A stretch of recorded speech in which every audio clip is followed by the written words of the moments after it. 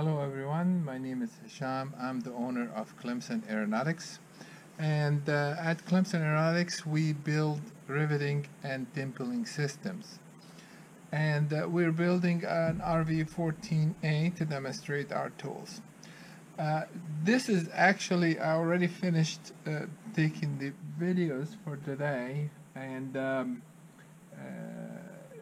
there was notes throughout the video, things to look for, and I'm just gonna run the video at high speed, maybe 4 times as fast, but I will slow it down to normal speed when I think there is a comment that the guys out there that's building an RV might benefit from certain tips that you have to watch for. I hope you enjoy the video. What I've done so far is I ground the counterweight from the side for the first 2 rivets, because this is the 2 rivets that it did not clear, and it calls for that in the manual if we have to. And I put 3M tape on the bottom side of the counterweight here to just dampen the vibration a little bit. I thought that would be a good idea since we put it on the trailing edge here. And I do have a friend of mine that have an RV6 that mentioned to me the other day that I should put Pro Seal at the end here at the trailing edge, even on the other side. And his reasons, he says there's a lot of cracks that happen in that area, and they found that if you put Pro Seal, that would dampen the vibration and eliminate this cracks. He didn't know about the 3M tape, so I think in the condition here that we're in, with the counterweight being right on top of the rib, it could be some friction in that area and so forth, and vibration. So I thought maybe 3M tape will eliminate a little bit of the vibration and dampen the vibration a little bit. So I thought it would be a good idea. It's not mentioned in the manual. And now I'm going to try to install the counterweight in its place. I made a stick with a pointy end so I can install that. I took the cover of the tape off.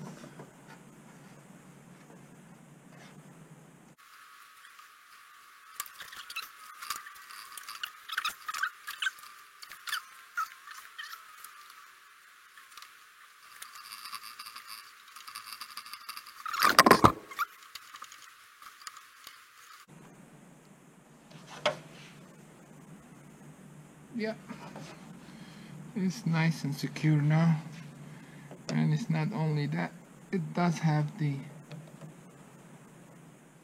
3M tape on there, and makes me a little bit more comfortable as far as vibration is concerned, and it's laying down flush and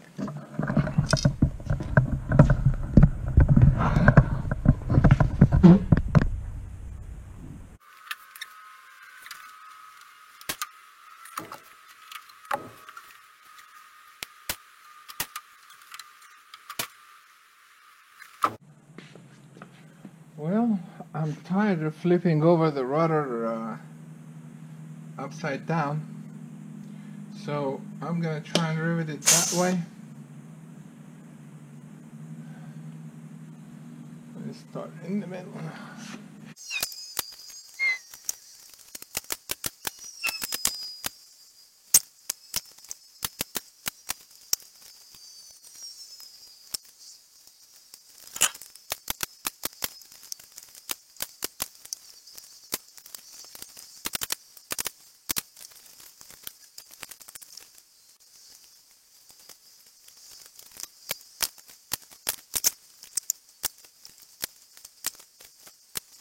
Okay,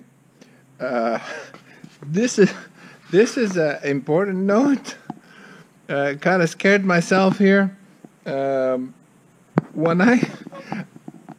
next step is to put the top rib in place. So when I initially put it in place, I clecoed the most forward 2 holes here. Then I looked at these 2 holes, and they don't line up with the spar. And it kind of scared me a little bit. Then I realized mathematically this skin right here is kind of odd shaped, and it's kind of have a curve in it. So I started putting clecos in every hole, left then right, left then right, left then right, or just 1 and 1.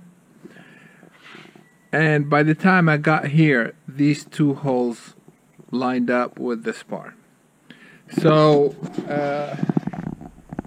when you put these on, when you first put the that rib on, you might have an issue, but start from here and put the clecos left and right all the way up, and I think it will be okay. So just I thought I would mention that.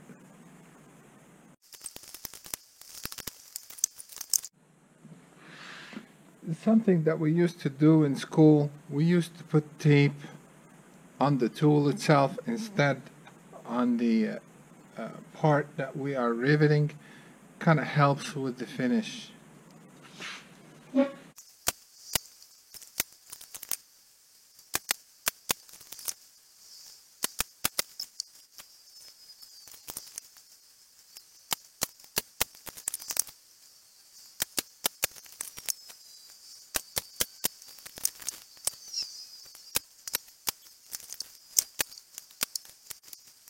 A note to be careful with, this is a 3.5 rivet, 3-3.5, not like these are 3s. Now there is nothing left but these 3 rivets here, which is pop rivets. And I had drilled that with a number 34, although it calls for number 33, but the only drill I had was a number 34, so I used that, and it seems like it's gonna work okay.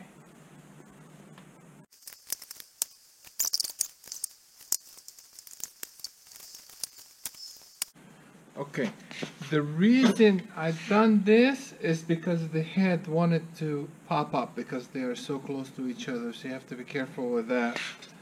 And that's it, you have to be careful.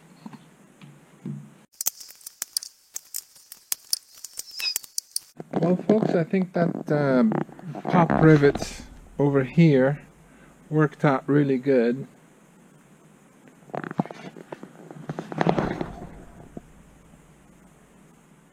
And I believe the tape on the rivet squeezer made a difference.